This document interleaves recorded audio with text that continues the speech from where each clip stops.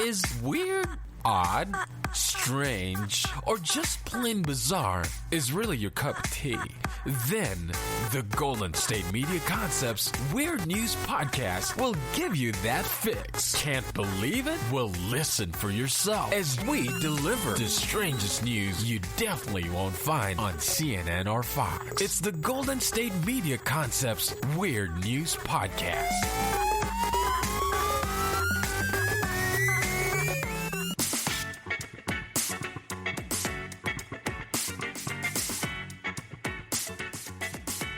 Welcome to the GSMC Weird News Podcast, brought to you by the GSMC Podcast Network.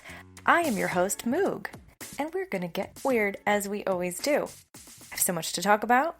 Believe it or not, I have researched diligently by reading one single article how to solve the global economy. We are going to talk about the Pocket Report, how tattoos stay, a mummy murder. We're about to talk about sperm, soiling your undies, and the China space launcher that could kill us all. Welcome to Weird News. Theme music. Do. We're going to start with some farmers in Australia who are very proud to soil their undies. Brought to you by NPR.org. How healthy is the soil on your farm? Soil your undies to find out. In Australia, farmers are burying underwear to gauge soil health. Question, for the sake of the environment, are you willing to soil your undies? I should explain, we're talking about burying cotton underwear as a way to test the health of your garden's topsoil. In Australia, dozens of farmers have taken the Soil Your Undies challenge. Oliver Knox helped to organize the effort. He's a senior lecturer at the School of Environmental and Rural Science at the University of New England in New South Wales. Oliver Knox says, so these farmers take their pairs of pants out to their field and dig a shallow hole, literally 5 centimeters deep, the depth of their fingers. And they lay the pants down, cover them up, and then they go back 8 weeks later. They dig them up, and they're looking for degradation of the cotton, the breakdown of the pant. So in a nice, healthy soil, where the soil biology is both diverse and active, all they'll get back will be the elastic band and the polycotton stitching, because the bacteria and the fungi of the soil have really gotten to work on that cotton fiber and broken it down into the sugar that it's made of and consumed them. And I just will have a side note, when they say pants, they mean underpants. For some reason, the people who are Britishy and Australian-y, they say pants instead of underpants or underwear. So one time, this is a side note, you guys. One time I was babysitting/nannying this little girl in England when I lived in England, side note.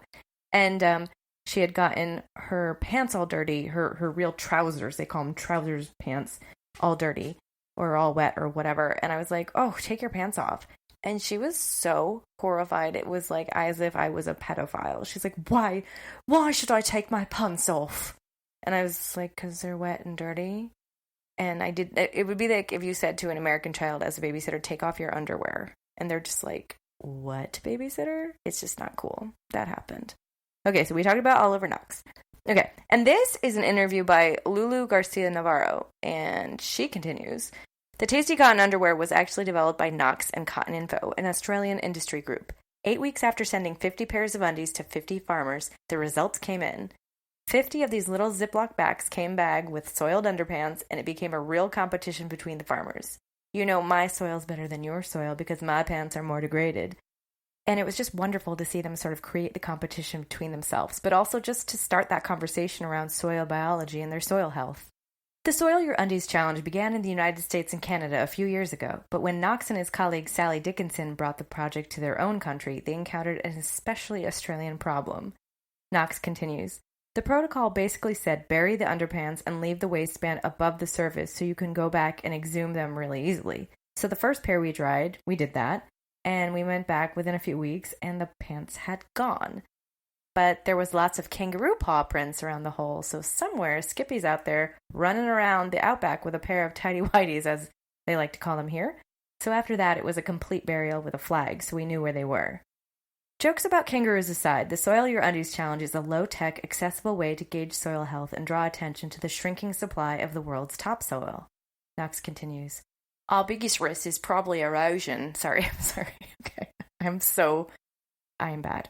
Our biggest risk is probably erosion, and then as climate change gives us more severe and more unpredictable rain events, we always run into risk of erosion. our topsoil is so important. It's where a lot of our nutrients and our mineral turnover occurs, which is what our plants rely on to grow. So yes, we've got a lot of fragility there. The risk from pollution, and I always throw that into the mix as well, particularly in urban areas, the risk from sealing our soils, concrete, tarmac, the houses, our infrastructure that we build on, we've sealed it up. We can't grow on that anymore. School teachers in Australia are also drawn to Knox's project, though COVID lockdowns have affected his work. Knox: not being able to go out to school groups and do our usual extension, we decided we'd open up this Soil Your Undies as a citizen science and particularly a school-based challenge. So last year, we basically got 207 pairs of pants out to community groups, 161 of which were schools. And they soiled their undies, and we exhumed them. And they sent them back to the University of New England and put images up on social media. And we really got a nice feel for basically the state of our soil right now in Australia. To get, I think, school kids engaged in thinking about what goes in on the soils. I think if we can stimulate an interest in them at a young age and encourage that, then I think hopefully we can see changes in the way that maybe we behave towards our soils and our landscapes and make our future more sustainable through them. And that was Oliver Knox from the University of England in New South Wales. So that is all about Soil Your Undies, and I just love it. You might have noticed if you've been listening to my podcast, I kind of lean towards Australia news because I think this program obviously started in the United States and Canada. And did I read an article about that? No, I didn't, because I think it's funnier this way. And I just want to say, if it is an Australian project, they probably should have changed it to Soil Your Pants because that's what it means. But I guess undies, yeah. Okay, never mind. Don't listen to me. Soil Your Undies is better because it's maybe more universal, right? Because underpants. Great. That was lovely. And I apologize to all the Australians and Americans and all the humans of the world for doing an Australian accent for 4 seconds. That was absolutely uncalled for. My apologies. Okay, has anyone heard of the China space launcher that they launched something into space and the launcher mistakenly stayed attached to what they were launching? Like it took the whole launcher with it. And yeah, so that's in the news right now. Let's talk about it. From Space News, huge rocket looks set for uncontrolled re-entry following Chinese space station launch. China launched the first module for its space station into orbit late Wednesday, but the mission launcher also reached orbit and is slowly and unpredictably heading back to Earth. Specifically designed to launch space station nodules into low Earth orbit, the Long March 5B uniquely uses a core stage and 4 side boosters to place its payload directly into low Earth orbit. However, this core stage is now also in orbit and is likely to make an uncontrolled re-entry over the next few days or weeks, as growing interaction with the atmosphere drags it to Earth. If so, it will be one of the largest instances of uncontrolled re-entry of a spacecraft. Did I say spacecraft? And could potentially land on an inhabited area. Most expendable rocket first stages do not reach orbital velocity and re-enter the atmosphere and land in a predetermined re-entry zone. Some other larger second stages perform deorbit burns to lower altitude to reduce time in orbit and lower chances of collisions with other spacecraft or to immediately re-enter the atmosphere. There had been speculation that the Long March 5B core would perform an active maneuver to deorbit itself, but that appears not to have happened.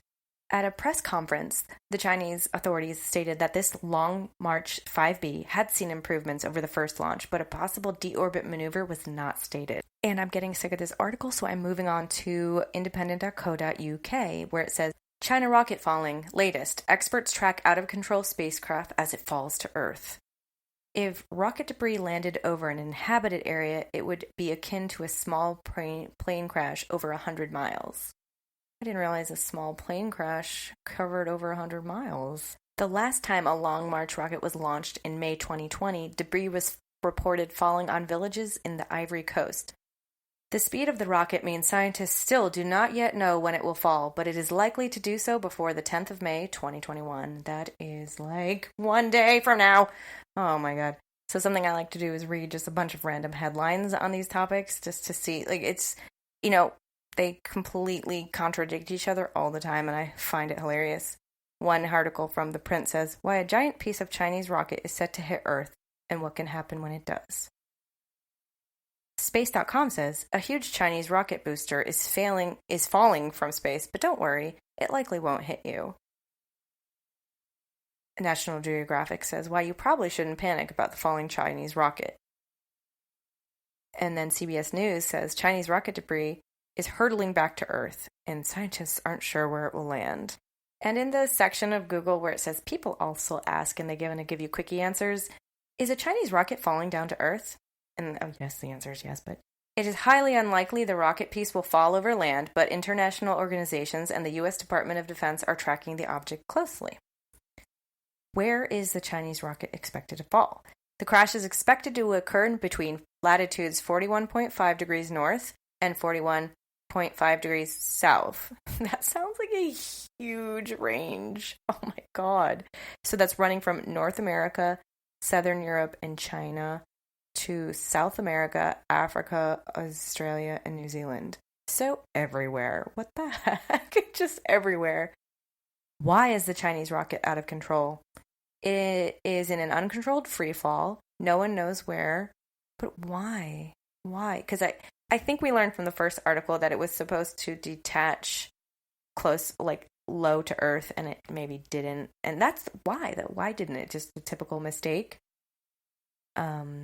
What happens if the Chinese rocket hits the Earth? The scientists say the risk of it killing anyone after it re-enters the planet's atmosphere is small but not impossible. Oh my God. There is a tiny chance the debris could hit New York, Los Angeles, Madrid, Rio de Janeiro, the Nigerian capital of Abuja, or Beijing. It will more likely land in an ocean or the wilderness. What? It just named every major city. What? How big is the Chinese rocket? Is there a Chinese rocket out of control? Where will the Chinese space station land? What is Long March 5B? Is the Chinese rocket dangerous? So these are just all more results kind of things. And so it's like you never really know if you're being lied to because people don't want you to panic. And of course you don't want people panicking.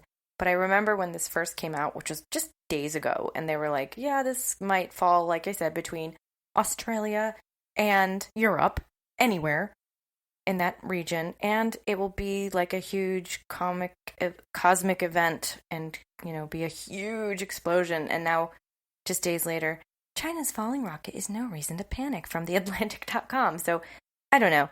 I think they just don't want us to panic. And, I mean, what's the use? Like, I think that if it were to fall in one piece and hit a spot on the Earth, it would be like 100-mile wide hole. And I don't think there's much we can do about that because they can't predict its trajectory. They cannot predict its orbit or its trajectory for whatever reason. Like, what are scientists for? What did I learn trigonometry for? Or geometry or geography? Why did I learn things at school that I clearly didn't learn because I can't even say what they are? Why did I do all that if we can't tell where a rocket's going to land? I watched Hidden Figures, and those women would have known where this rocket's going to land. Why don't we know? Tell me that. Okay, moving on. One of my favorite things to talk about is how sperm counts and sperm are just a special topic. So, from Politico.eu, no more babies, ? The hormone-altering chemicals threatening human procreation. Sperm counts are set to reach 0 in 2045, leading scholar says. 0. That is 0. Oh my God. Because of chemicals? There's a looming solution to all of humanity's problems. By 2045, most men may no longer be able to reproduce because of the impact of hormone-altering chemicals. That's according to a leading scholar of reproductive health. The current state of reproductive affairs can't continue much longer without threatening human survival. That adds yet another danger to the list of potential human calamities, but awareness of our looming reproductive demise still isn't widespread. We're about 40 years behind global warming in terms of awareness. 4 years ago, she calculated that the sperm count of the average man in Western countries had fallen by 59% from 1973 to 2011, making international headlines of a looming spermageddon. Following current projections, sperm counts of the median man are set to reach 0 in 2045. That means half of all men would have 0 viable sperm, and the rest would have very close to 0. The reason may be growing exposure to endocrine-disrupting chemicals found in everything from plastics, electronics, food packaging, and pesticides to personal care products and cosmetics, and as such are in the bodies of just about everyone on the planet. Chemicals such as bisphenol A and phthalates interfere with normal hormonal function, including testosterone and estrogen. Even in small doses, they pose a particular danger to unborn babies whose bodies are still developing. Studies also show that infant boys are developing more genital anomalies, and testosterone levels have been dropping at 1% per year since 1982. The outlook for women isn't good either. The miscarriage rate has risen by 1% per year over the last 2 decades, and more girls are experiencing early puberty. If these trajectories continue, the in vitro fertilization and other methods of artificial reproductive technologies may become widely needed for conceiving children. Swan has been studying the impact of chemicals on fertility for over 2 decades, and in 2005 she was the first to prove with her team the so-called phthalate syndrome in humans, showing that baby boys exposed to 4 different phthalates at the end of the first trimester in the womb had a shorter distance between the anus and the beginning of the genitals, or gooch, one of the best indicators of reproductive potential later in life. Guys, gooch. What? I didn't know. I think we all call it something else. Am I allowed to say taint?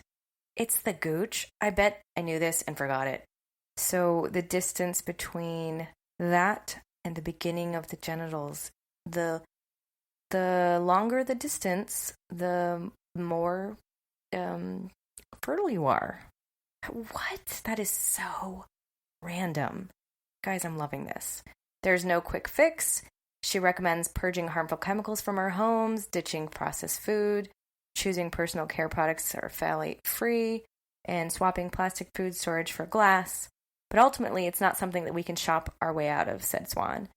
We need to have different chemicals in the products that we buy, and that's a job of the government and the chemicals industry. But there is slight hope. A 2017 study found that if a rodent is exposed to an estrogenic chemical shortly after birth, but never again has contact with the substance, sperm count was completely restored in 3 generations. 3 generations. So this actually reminds me of the same idea about what they're saying about global warming. They're like, in global warming, we have something like 6 years left or something, and for sperm, we have this. So there's all these crises happening, and we don't seem to be doing anything very quickly about it. Do people know that the sperm count is going down by 1% per year? And if that's like over the course of 20, 30 years, it's like, so all of our sperm counts, all of our sperm counts have gone down by, 30% since the 70s or 80s? What? I am just shocked that more people are not talking about this very weird news. You guys, we will be right back. We're going to come back with Tic-Tac-Toe. We're going to talk about the circular economy and more. Can't wait. We'll be back. Are you tired of the same old news? Are you sick of the seemingly endless political spin and negativity? The GSMC America Still Beautiful podcast is a weekly news podcast covering all the top positive and uplifting news stories. We cover stories that will inspire, uplift, and remind you of the good in the world. Tune into the Golden State Media Concepts America Still Beautiful podcast to get all the great and positive news stories of today. Download the GSMC America Still Beautiful podcast on iTunes, Stitcher, SoundCloud, Google Play, or anywhere you find podcasts. Just type GSMC in the search bar.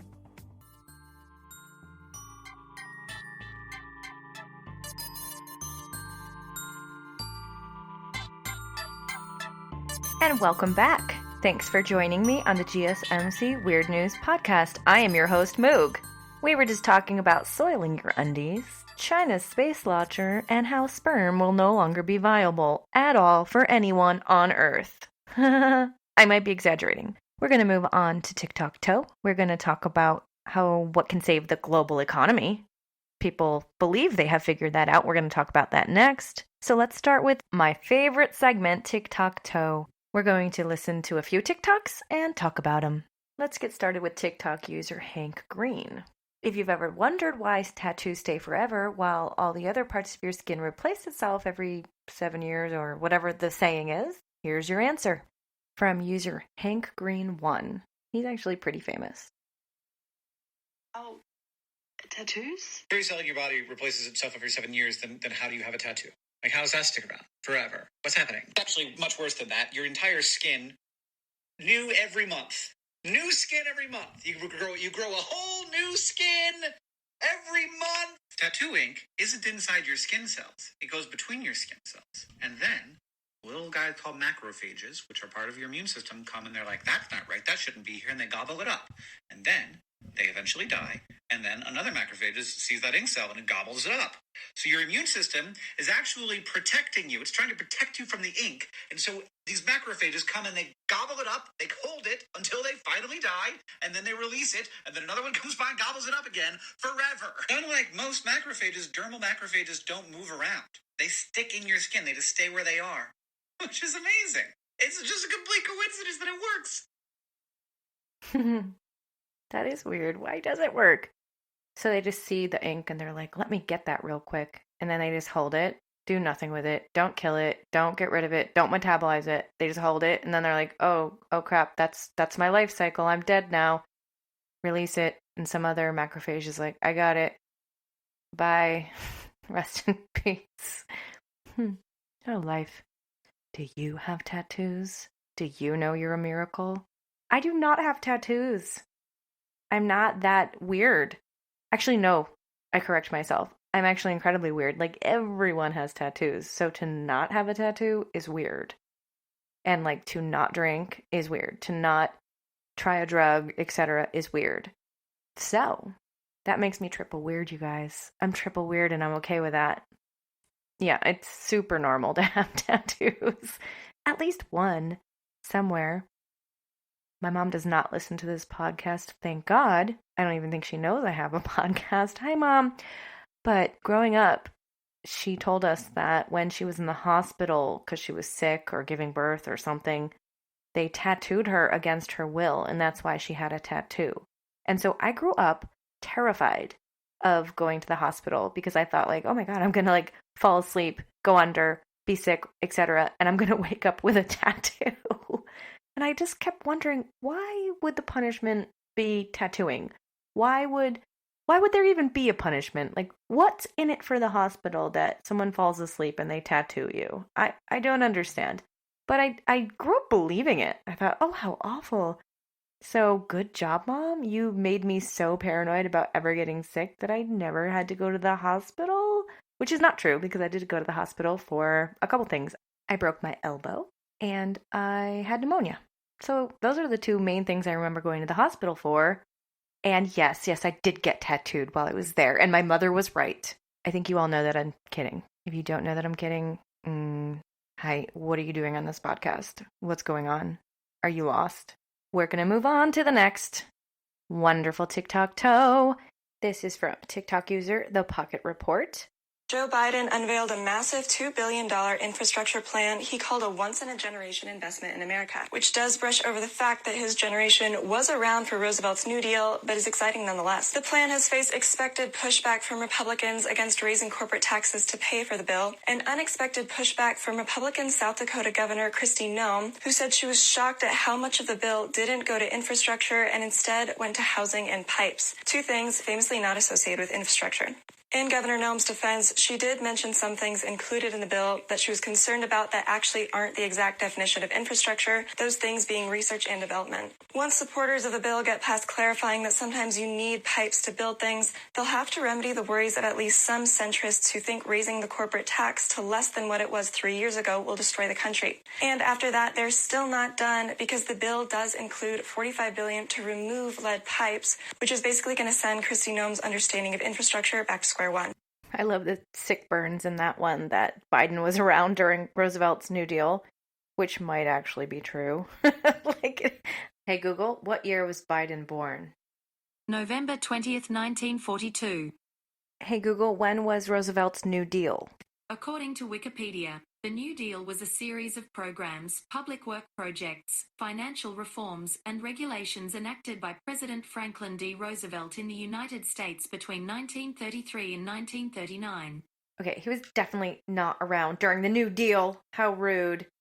But I think he was around during a shocking time, like when Nixon was around, type of thing. Like he was just a regular old politician in Washington, D.C. when shockingly old people were around. So, yes, Biden is shockingly old. We all know that. I love that sick burn. And I also love the sick burn of the senator not knowing that pipelines and buildings or etc. are infrastructure. Oh, wow. You know what that reminds me of? That people think eggs are dairy. And I'm so confused by that, mainly because if you listen to this podcast, you'll know that I have an uncle who's a dairy farmer, and I worked on his dairy farm. And in my mind, dairy is literally milk products, just cow milk products. Well, I mean, I guess a goat could be a dairy, couldn't it? I don't know. And when people say like milk, dairy, and eggs, when they add eggs to dairy, I am so confused by that. Like, in what world is a chicken a dairy product? Hey, Google, what is dairy? According to Wikipedia, dairy products or milk products are a type of food produced from or containing the milk of mammals, most commonly cattle, water buffaloes, goats, sheep, and camels. Dairy products include food items such as yogurt, cheese, and butter. A facility that produces dairy products is known as a dairy or dairy factory. Oh my God, I almost had a panic attack when I thought she was going to say food products such as eggs, and I was going to just be like, what? Everything I know about dairy is false. Okay. We are on a tangent, but I just needed to make sure that dairy does not include eggs because so many people think it does. The main reason I say this is I've been in so many improv scenes where people like include eggs in dairy, and I couldn't help but like lose my focus in the improv scene to be like, what? Eggs are not dairy? What's like, you're missing the point, Moog. Stop. Just do the improv scene. Okay, great talk. Do any of you think that eggs are dairy still after this? Did I teach you something, or do you still need to teach me something? And like, I need a talking to. You know where to find me.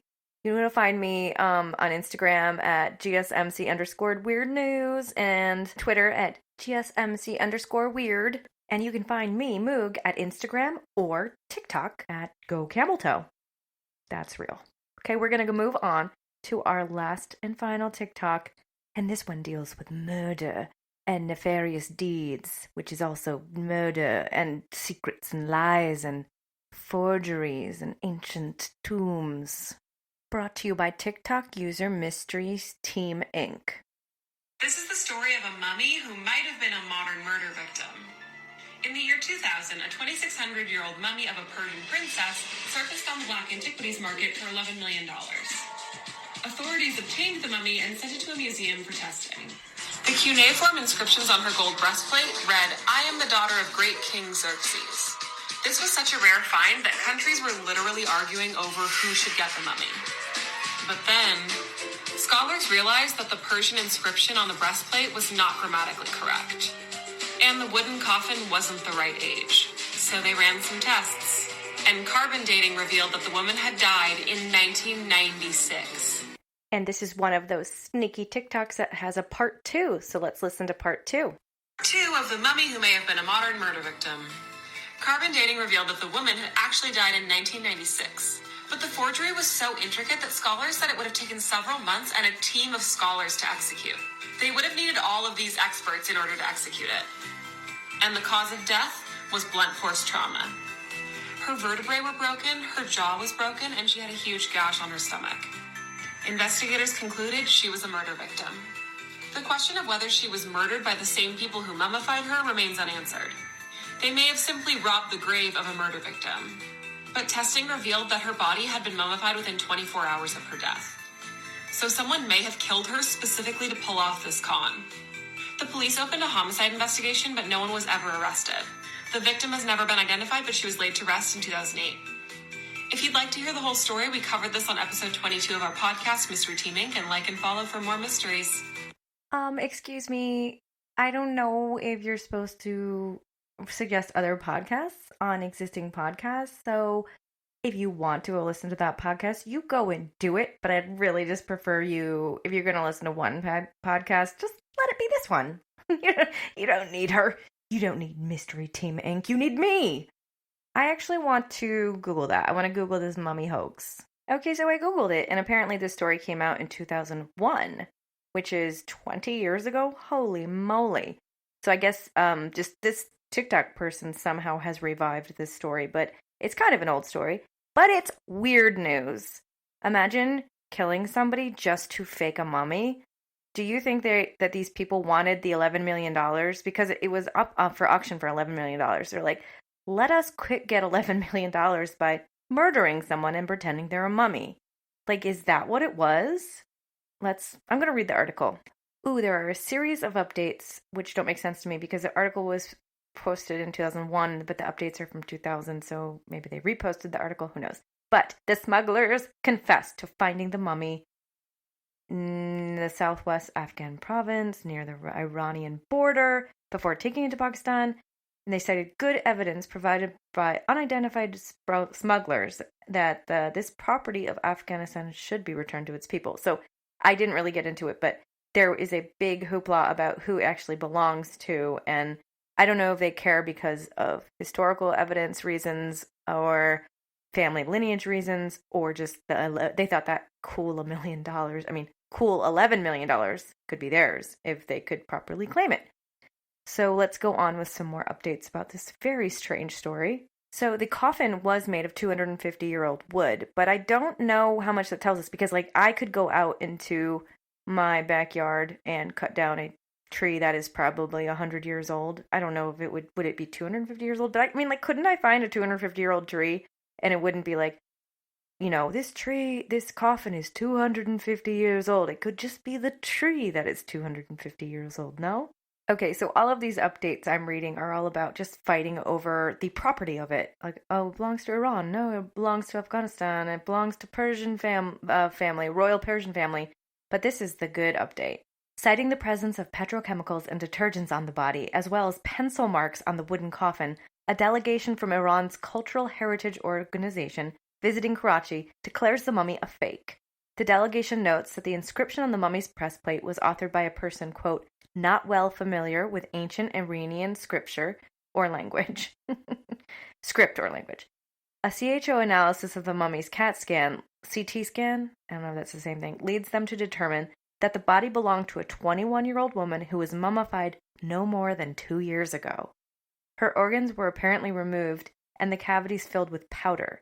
The report observes that despite efforts by Pakistani authorities to keep the room temperature constant to prevent the corpse from decomposing, it is nevertheless decaying fast. Oh, gross. Yeah, they screwed that one up. But I guess it's decomposing because it was filled with the wrong material, like the ancient Egyptian, Persian, Iranians knew magical tricks, and they just filled it with powder. Interesting.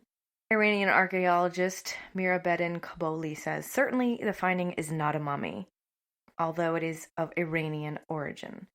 And the Iranian government wants it back. Since the beginning, Iran reserved the legal right to own the fake or genuine mummy and take it back through legal means. A Pakistani archaeologist confirms this position. I am satisfied with the findings of the Iranian team and support its views about the originality of the mummy. The news agency took the time to berate the hapless Constantini for his false conclusions. I guess Constantini was the person who originally certified it, perhaps. I'm not even going to get into that. I definitely think this Pakistani archaeologist is yes, it's Iranian. He's just washing his hands, almost relieved. Oh yeah, that's not ours, just take it. Because it's a fake. I guess you want to know who this person belongs to in terms of family, but they cannot find who this person is affiliated with. They don't know who it is. How awful. Just how awful. So 2 years ago, they just murdered a woman, shoved her in a mummy case, and tried to sell her for $11 million. This is weird news. God, the world is just full of crazy.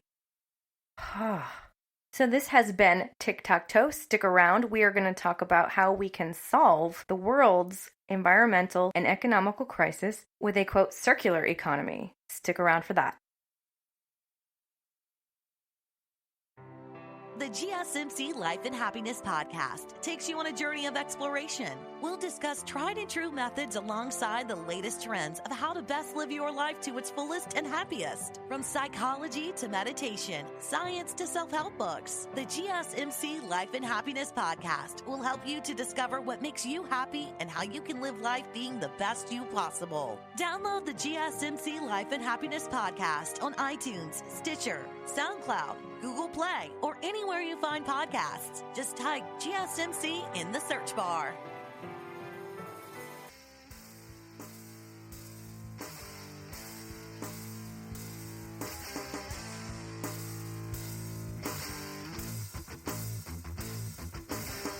And welcome back. I am your host, Moog. You are listening to the GSMC Weird News Podcast, brought to you by the GSMC Podcast Network. We are going to jump right into story time this week. We're going to do a major nerd discussion about having no trash at all if possible. And of course, anything's possible if you put your mind to it, weirdos. So we're going to get started with this National Geographic article, which is just going to be a laugh a minute, because you know the National Geographic is just full of exciting articles that can put you to sleep if you read them before bedtime. So yes, I'm bringing you that today. I can't really tell the name of the article because there's several. If you Google it, it says, "Here's how a circular economy could save the world." Once you click on that Google, the headline says, "Is a world without trash possible?" ? And then down below it says, "End of trash, circular economy led fallback." I can barely even follow those string of words. Moving on to the article. Written by Robert Kunzig and published in the March 2020 issue of National Geographic magazine, away we go. In Amsterdam, I met a man who revealed to me the hidden currents of our lives, the massive flows of raw materials and products deployed to such wonderful and damaging effect by 7.7 billion humans. Our shared metabolism, you might say. It was a crisp fall morning and I was sitting in a magnificent old brick pile on the Oosterpark, a palace of curved corridors and grand staircases and useless turrets. A century ago, when the Dutch were still extracting coffee, oil, and rubber from their colony in Indonesia, this building had been erected as a colonial research institute. Now it houses assorted do-gooder organizations. The one Mark DeWitt works for is called Circle Economy, and it's part of a buzzing international movement that aims to reform how we've done just about everything for the past 2 centuries, since the rise of the steam engine, quote, "if you need to pinpoint at times," DeWitt said. So DeWitt is the man he met. He never made that clear. DeWitt is a chemist by training, and he opened a pamphlet and spread out a diagram to show, quote, "an X-ray of our global economy. Unlike natural ecosystems which operate in cycles, plants grow in soil, animals eat plants, dung replenishes soil. The industrial economy is largely linear. On the diagram, the 4 types of raw material, minerals, ores, fossil fuels, and biomass, surged from left to right, splitting and braiding as they became products that met 7 human needs. Sand went into concrete apartment towers on 6 continents. Metal ore became ships, cars, and also combine harvesters. In a single year, we harvested 22.2 billion tons of biomass, just to feed us all. Fossil fuels powered those vehicles, kept us warm, became plastic, became all kinds of things. The total flow into the economy in 2015 was 102.3 billion tons. All good so far. Amazing even, if you're the type to be amazed by human effort and ingenuity. It's what happens next. After our needs are met, that's the problem. The mother of all environmental problems, in fact. DeWitt pointed to the gray fog on the right edge of the diagram. The gray fog is waste. In 2015, he explained, about 2/3 of the material we scratched from the planet slipped through our fingers. More than 67 billion tons of hard-won stuff was lost, most of it scattered irretrievably. Plastic trash drifted into rivers and oceans, so did nitrates and phosphates, leaching from fertilized fields. 1/3 of all food rotted, even as the Amazon was deforested to produce more. Think of an environmental problem, and the chances are it's connected to waste. That includes climate change. It happens because we burn fossil fuels and scatter the waste, carbon dioxide, into the atmosphere. Plastic isn't the enemy, but plastic waste in the ocean and elsewhere is a global plague. Are biodegradables and recycling the cure? This may sound ridiculous, but as DeWitt walked me through the numbers that morning, it felt like an epiphany. There was a unifying, exhilarating clarity to that wonky diagram, to the way it defined the task. Sure, it said, the threats we face are multifarious, which I assume means nefarious in multiple ways. Who knows? Multifarious and overwhelming. Sure, they're planetary in scale, but really, to get along on this Earth, we must do just one thing. Stop wasting so much of it. DeWitt pointed to a thin arrow that circled back from left to right along the bottom of the diagram, representing all the material we'd managed to capture through recycling, composting, so on. Only 9.3 billion tons, just 9% of the total. The, quote, circularity gap, as DeWitt and his colleagues dubbed it when they presented the report at the World Economic Forum in Davos in 2018, is a relatively new in human history. Davos sounds like something from Game of Thrones. Is that real? Hey Google, where is Davos? Switzerland is 3,842 miles away. Okay, girl. It is in Switzerland. Cool. So the circularity gap dates to our industrial use of fossil fuels in the 18th century. Until then, most of what humans did was done with muscle power, whether human or animal. Growing things, making things, shipping things took hard labor, which made them valuable.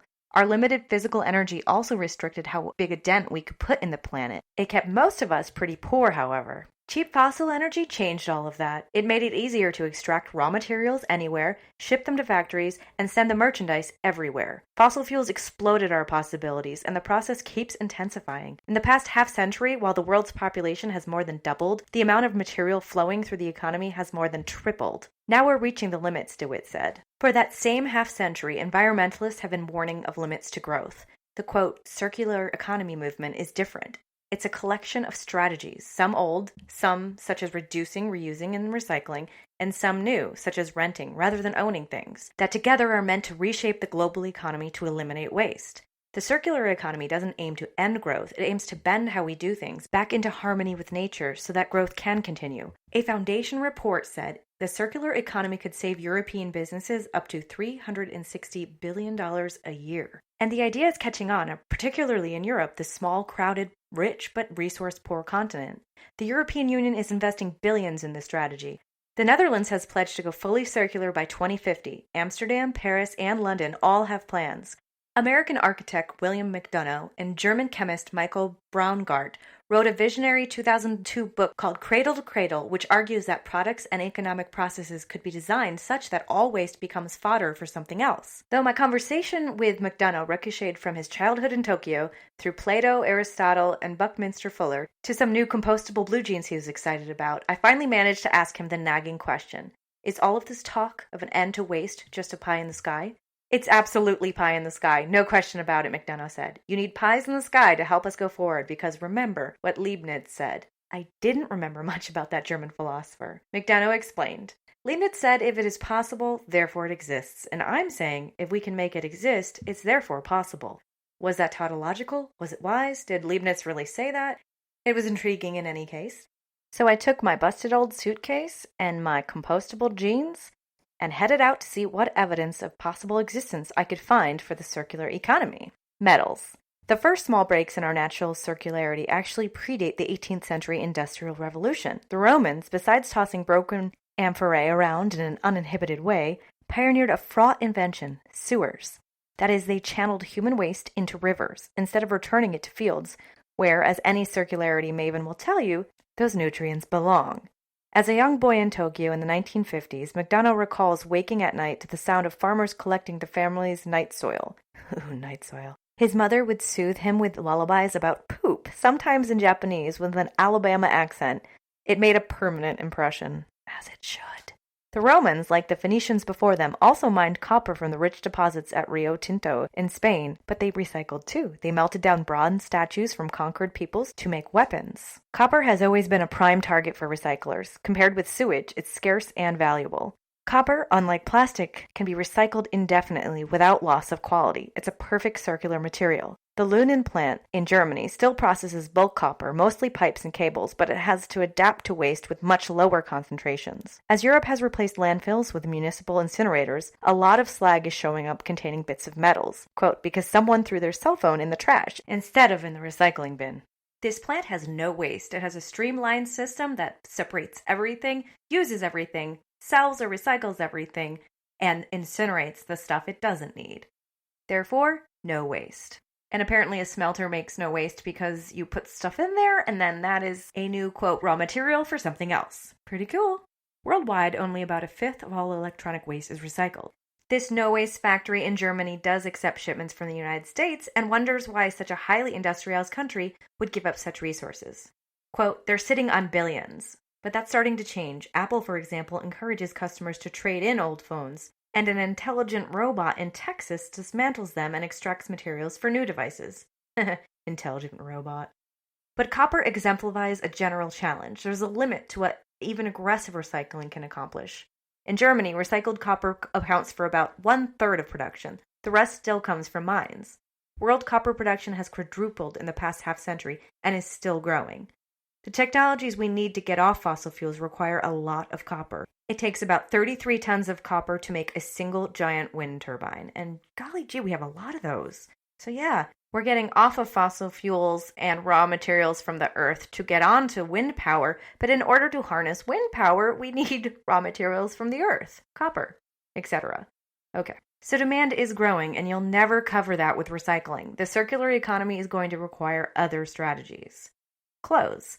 From 2000 to 2015, while the world population grew by a fifth, clothing production doubled, according to Ellen MacArthur Foundation, thanks to the explosion of, quote, fast fashion. With so many cheap clothes, the report estimated the average item was worn a third fewer times by 2015. That year, the world threw away more than $450 billion worth of clothes. People have the wrong idea about what happens when they drop clothes into a donation bin. They think that clothes are given directly to needy people, but what usually happens instead is that companies buy donated clothes. They sort it, resell it, and send it all over the world. You need a lot of experience to know where you can sell and reuse a piece of clothing.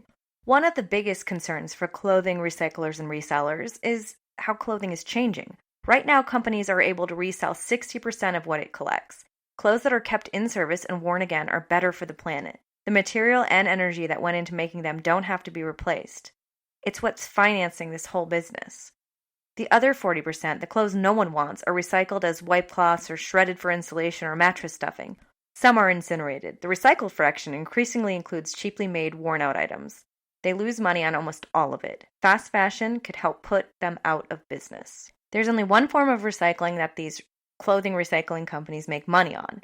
And for decades, it's shipped wool sweaters and other loose knits to companies in Prato, Italy that mechanically tease the wool apart, recapturing long fibers that can become good as new garments. Woven cotton or polyester can't be recycled that way. The fibers end up too short. Half a dozen startups are working on technology to chemically recycle these fibers. To spur its development, the European Union is considering requiring clothes to contain 20% recycled fibers. In 10 years, it'll be there, says Boer, an expert at recycling clothing. At Ellen MacArthur Foundation, I heard enthusiasm for a different business model, one that might promote circularity in many economic sectors, a model based on renting rather than owning. Rent the Runway and other online clothes rental companies make up less than 0.1% of the global fashion market so far, but they're growing fast. In theory, renting is more sustainable. If many people share the same item, fewer clothing might be needed overall. In practice, that's not certain. Customers might just add luxury rentals to existing wardrobes. Renting will certainly add to the packaging, shipping, and dry cleaning of clothes. Journalist Elizabeth Klein tried to sort out the pros and cons. Wearing what's already in your closet is the most sustainable way to get dressed, she concluded. Okay, Elizabeth Klein, but what if I get fat, okay? Or what if I get super bikini model, okay? Moving on to food. People can't go circular on their own. The system has to change, but individual choices do matter. It's about using less stuff in the first place. In 2008, the Waste and Resources Action Program surveyed more than 2,100 British families who had agreed to let inspectors paw through their garbage and weigh each food scrap. Absolutely shocking, Goodwin recalled. We found whole chickens in their wrappers. Nearly half of all salad and a quarter of all fruit was ending up in the bins, as were nearly 400,000 tons of potatoes a year. In all, Britons were tossing 1 in every 3 bags of groceries. As it turned out, they're not exceptional. Roughly a third of all food is wasted globally, at an annual cost of nearly $1 trillion. Before this study, no one was aware of just how much food and money was going to waste. So they launched a chipper PR campaign, Love Food, Hate Waste. It shared food rescue tips, for example, dressing up toast to save stale bread. It persuaded grocery chains to adopt some simple measures, such as extended sell-by dates, smaller resealable packages, an end to buy one get one free sales on perishables. It was boring stuff, forgotten common sense, but it worked. By 2012, the amount of edible food wasted in Britain had fallen by a fifth. The progress has stalled lately, but no one ever thought common sense alone would end food waste. Haha, imagine if common sense could cure anything. It can't, clearly. So there's a lot of fun pictures and diagrams, and I will include at least one of the pictures on an Instagram post this week if you want to take a look. The picture is of Copenhagen, Denmark, where skiers descend the sloping roof of the Amagabaka incinerator, which converts 534,600 tons of municipal waste a year into energy, enough to electrify 30,000 homes and heat 72,000 homes. The plant doubles as a recreational destination with an all-season ski slope, a tree-lined hiking and running trail, and a 280-foot climbing wall, the world's tallest. You seriously have to take a look at this. It looks like something out of a futuristic Dr. Seuss-ish AI movie of some sort. I can't even describe it. It's the coolest picture. You have to see it. So yeah, it's an incinerator with this amazing recreational area on top of it. And I do not know how to say Amagabaka or Amagerbaki. I have no idea. It's Danish. Give me a break. Technically, I'm Danish. Technically. But it's one of those things where just like white people are all like, I'm a little bit of Irish, a little bit of English, a little bit of Scottish, a little bit Italian. And you're like, sure you are. I think it's called white. So in my case, I'm like, oh, I'm a little bit Danish. But really, I'm just white. So my grandfather, I think, was 100% Danish. But, you know, I have 4 grandparents. So big whoop. And I don't think he was 100% Danish. I don't know what he was. I need to ask somebody. We're losing time here. So, you know what? I got to wrap this up because this is taking a really long time. So I might wrap this up next week, actually. So here are some basic tips that companies can use and we can use. Use less. Renewable energy replaces fossil fuels. Rental or sharing businesses serve more people with fewer products. Design wisely. Machines and other products are designed to be long-lasting and easy to repair, or ephemeral and easy to break down into basic components. No waste. All nutrients flow in cycles. Almost nothing is released as a pollutant or dumped in a landfill. So those are just some basic tips. And they should have been obvious, but I think I talked about this last week, how basically things are created to become obsolete so that you will buy the next version. And so that is the mentality that it's kind of crushing our global economy / environment, is that kind of thinking. So to design things that can be repaired, to design, like have a shell of a phone and you can just switch out like one of the components and get an upgrade, stuff like that is what we need to be doing. But we are greedy little jerks, aren't we? Yes, we are. So I'm going to continue the rest of this next week. We'll just wrap it up really quickly. I feel like one of those TikTokers who's like, my husband left me for my sister. They had a baby and it was my brother. I don't know what I'm talking about. But and then they're like for part 2. And here I am doing the same thing. I am so sorry, but I will finish this up next week and we will together discover how to save the world. How does that sound? We'll be right back after this. Tired of searching the vast jungle of podcasts? Now listen close and hear this out.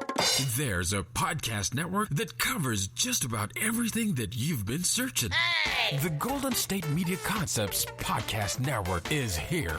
Nothing less than a podcast bliss with endless hours of podcast coverage. From news, sports, music, fashion, cooking, entertainment, fantasy, football, and so much more. So stop lurking around and go straight out to the Golden State Media Concepts Podcast Network. Guaranteed to fill that podcast itch. Whatever it may be. Visit us at www.gsmcpodcast.com. Follow us on Facebook and Twitter and download us on iTunes, SoundCloud, and Google Play.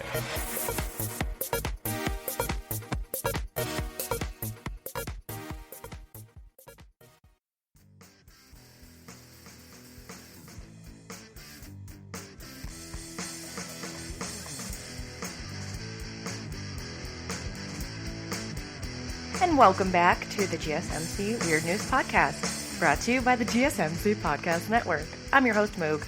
Hey guys. So, in the last segment, I lied, and I said I was going to talk about the rest of this story time next week, but I don't feel like it. So, I don't want to be one of those TikTokers who says, like for part 2. Maybe someday I will be, but not today. In fact, I have done this in the past with the Zora Neale Hurston story, but that was a very important, very long story that we all needed to learn. But today, I'm going to finish right now. So where we were before was, we were talking about food waste. And to wrap that up, it said that edible food waste in Britain had fallen by 1/5, which is incredible. And that no one ever thought that common sense alone would end food waste. So the progress has stalled lately, but no one ever thought common sense alone would end food waste. Artificial intelligence may be required. For example, smart garbage cans, a high-tech solution that a startup has already placed into 1,300 restaurants in London. So I won't get into the details, but essentially these garbage cans measure the food waste. They can snap a picture and tell whether it's eggs or meatballs or whatever it is. And the smart garbage cans display the cost of the item that you are throwing into the garbage. And apparently it works. Quote, when you start measuring the problem, you start managing it. You make less of what you're throwing out. That's amazing. A French company routinely cut their food waste in half by listening to these garbage cans. Ooh, wow. And now we're going to learn about, quote, rescued food. What? Okay. The author says, a few days later, I had a similar experience in Amsterdam at Instock, a restaurant that makes ambitious cuisine from surplus food. What does that mean? What does surplus food mean? In a spare room, I sat down under a wooden sign that tallied the, quote, rescued food. 780,054 kilograms, more than 850 tons. One of the founders joined me and told me her story as my prefix menu ran its courses. She was 2 years out of business school and working for the largest Dutch grocery chain when she discovered the food waste problem. As an assistant store manager, she wanted to do something about it but couldn't.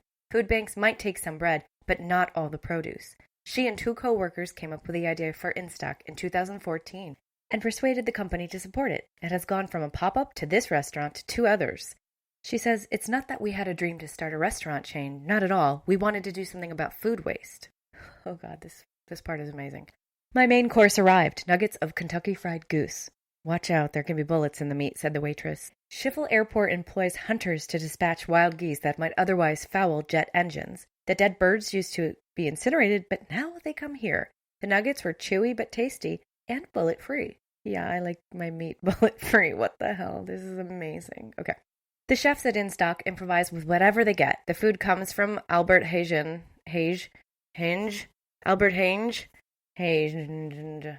I can't, you guys. Hey Google, how do you pronounce the name of the largest Dutch grocery store chain? Albert Heijn. Oh my God, she knew something. Amazing. Albert Heijn. Well, there was a J in it, so I got confused. Okay. So the food comes from the grocery store chain and also producers, farmers. It's easy to point fingers at the supermarket, the whole supply chain, including the customer. Everybody wants everything in stock. We're just spoiled, basically. Companies don't want to say no, so they'll always have a little bit too much. Their priority now is to get contracts to supply corporate cafeterias. The most important thing for us is volume. These kinds of places have 1,000 people that need lunch. Due to such efforts, the Dutch have managed to decrease food waste by 29% since 2010. Incredible. The Dutch are doing it. And this next section is called openings. Getting out of the trap we've entered with a linear economy and back to an economy modeled on nature is going to take a lot of divergent thinking. In Copenhagen, I paused to admire the new municipal incinerator, which burns trash for energy and definitely diverges from the norm. There's an all-season ski slope on its roof, but my real destination was the nearby port of Kullenborg, something of a circular economy icon. And that is what I'm going to show in the pictures. And I think there are so many amazing photos in this article that I think I'll show a few of them. So in Kullenborg, there is a circular economy amongst 11 industrial plants, all separate companies who formed an unusual bond. They use each other's waste. Okay, and it should be noted that none of this happened primarily for environmental reasons. It was economical because one after another company would move to this area because they realized it would be convenient to be near the other company or the other factory working in symbiosis with each other. And lo and behold, it was very helpful to the environment. They are able to reduce the carbon dioxide emissions by 635,000 metric tons a year, while saving the companies $27 million. I love that it worked out so well, but it really wasn't intentional. I think if it was intentional, they probably wouldn't have done as good of a job. So I didn't really get into it, but there's an insulin factory that another factory uses the waste and another factory uses their waste and on and on and on. And it just, they end up kind of just using each other's waste. And it's amazing. Regarding other kinds of waste, a woman with no engineering education has designed an industrial-scale solution to a major problem: too much pig manure. Nitrates leaching from over-fertilized fields have polluted groundwater in about a quarter of Germany. A typical farmer spends $40,000 a year to truck nearly 2,000 tons of liquid manure more than 100 miles away to a field that's not already manured up. At some point, it won't be economically viable. Her solution is a plant that extracts the basic nutrients, phosphorus, nitrogen, and potassium from manure. She persuaded 90 farmers to invest $8.4 million in a process where their manure is digested by microbes and the resulting biogas fuels a generator that powers the plant. But get this, with electricity left over to sell to the grid. The hot ovens separate the digester glop into a brown liquid rich in nitrogen and potassium and an ash that is 35% phosphorus. All of that will be sold. The plant will produce no waste. Once upon a time, every farmer ran a circular economy, keeping only as much livestock as his or her land could feed, and those animals pooped no more than the land could take. Industrial livestock operations broke that circle. A few years ago, I spent some time on a cattle feedlot in Texas. That's when I started thinking about the circular economy. I watched 110 train cars full of Iowa corn rumble into Hereford, Texas, and I saw hills of manure at the feedlot, waiting to be sent to local farms. Shouldn't that be going back to Iowa to fertilize the corn? I asked. Too expensive, was the answer. But if a plant like the one in Denmark were there, only the nutrients would need to be shipped, and maybe the circle economy could be unbroken again. Moving on to packaging. Eben Bayer invented his new thing when he was an engineering student. He was taking a class on invention and learning to think divergently, and he was interested in toxic glue and particle board and fiberglass. Growing up on a Vermont farm, Bayer had spent hours shoveling wood chips into a furnace to make maple syrup. The wood chips often stuck together because they'd been colonized by mycelium, the dense mesh of microscopic fibers that make up the roots of mushrooms. Bayer wondered, could mushrooms make a harmless glue? He founded a company called Ecovative, and they focused on packaging. They inoculated ground hemp fibers or wood chips with small amounts of mycelium, and the tiny white roots filled the spaces between the particles, enmeshing them and gluing them. They found the stuff could be grown in molds of any shape. It stops growing when you dehydrate it, and when you're done with it, you can compost it. In the past decade, Ecovative has made more than 1 million pounds of packaging for customers willing to pay a little extra to be sustainable. Lately, they've moved on to bigger things that are 100% mushroom. Ecovative has essentially found a way to make microlayers of mushrooms that mimic a biological 3D printer. Ecovative is expanding a lab to figure out how to grow all manner of things. Shoe soles, vegan leather, edible scaffolding for artificial steaks from mycelium, which is essentially mushroom. In 2008, designer Stella McCartney made a handbag out of the stuff and showed it at the Victoria and Albert Museum. I'm so messed with. Edible scaffolding? Artificial steaks? What? Steaks spelt like the food? Scaffolding? What is edible scaffolding? Oh my God. Okay, moving on. So going back again to the cradle-to-cradle vision of McDonough and Braungart, which we talked about last segment, waste doesn't even exist as a concept in cradle-to-cradle. Every material is either a well-designed technical nutrient capable of being endlessly recycled or a biological one, safe to eat or compost. Although Bayer shares that view, he's betting most things will be biological in the future. Biologically derived materials already fit into how the Earth works. Quote, spaceship Earth can digest this stuff. Wow, we just live on a big spaceship. We're in space, guys. We're in space. Beyond good and evil. All the trash we make is not a sign that we're evil. It's a sign we're a little dumb. The circular economy is a dream that's inspiring a lot of people to do cool stuff. But if I may close this journey with a thud, here's the thing. It's not happening. If you look away from the bright lights and at the dull numbers, the ones DeWitt showed me, the circularity gap is growing, not shrinking. Our use of natural resources could double by 2050. Our carbon emissions are still increasing. Building a circular economy will require an enormous cultural shift on the scale of the Industrial Revolution. You need stamina, DeWitt said. My sense is we can't do it with a generation currently in power. It will require a generation to take off. And if you can believe it or not, I did skip quite a lot. I can't imagine if I didn't, how long this article is. But they were talking about how he made, was it DeWitt or Braungart designed an ice cream wrapper that had wildflower seeds in it. So if you would litter, it would make it flowers and beautiful anyway and biodegrade. So cool stuff like that.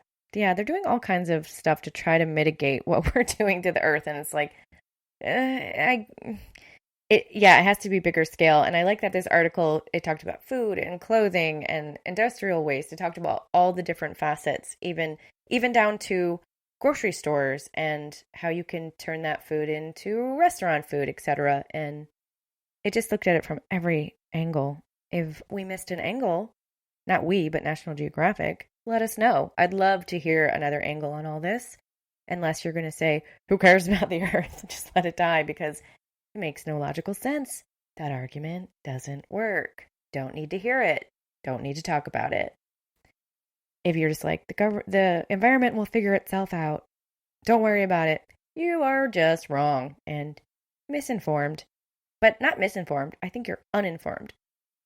I know people who just have never researched anything, have never Googled anything, have never had conversations about certain things, and then they'll talk to me, and I just have to tell them, like, what I'm saying to you is not an opinion. I simply know these particular facts, and you have never done anything to make these facts known to yourself. So essentially, you're just super far behind on a basic fact-checking mission that we all engage in. And a lot of people think that they have a valid argument because they've literally never actually heard the real arguments, the real facts, the real discussion going on about this particular topic, whatever the topic is. They've never actually engaged or researched or gone down the rabbit hole of this topic. So they are misinformed to think that their opinion actually matters, because it's like, no, honey, we already figured out this thing. We already did this thing. We don't need a brand new old opinion. This would be made better with an example. Okay, here's an example. We know for a fact, because it's been studied and it's been proven, that in a meeting with multiple genders, the most talkative gender is male. Yet, the male genders feel like the women are talking a lot. They are not talking a lot, but the men feel that they are. And it basically comes down to any input from women is perceived as a bit much, a bit overzealous, a bit inconvenient or annoying. So any input from women is seen as more than it is, and any input from men is seen as default normal. So when you actually add up the input between the two genders, men are giving far more, but feel that it's 50-50. So this is not an opinion. This is a fact. It's been studied. It's been proven. Oh my God, my friend's dog is howling so loud. I'm so sorry. Okay, so about men and women talking. This is not an opinion anymore. So that's my best example. And don't get mad at me, because the facts are facts. And I don't think I'm using facts inappropriately. Like, some people can use facts inappropriately and say, like, hey, well, look at all the people in prison are this way or that way. So obviously this person is a bad person because all these types of people are in prison. But that would be using the facts kind of in a bad, inappropriate way, because there's so many more reasons beyond that fact that these things happen. Whereas in this particular case, there are not reasons beyond this fact. This is just pretty simple. Wow, we did it, you guys. I am so sorry that you had to listen to my friend's dog howling in the background for probably a lot of that. Oops. So thank you for listening to the GSMC Weird News Podcast, brought to you by the GSMC Podcast Network. I've been your host, Moog. And please remember to subscribe and like us and follow us wherever you listen to podcasts, and write a nice review. Please follow us on Instagram at GSMC_Weird News, and on Facebook at Golden State Media Concepts Weird News, and on Twitter at GSMC_Weird. Thank you, and have a great week.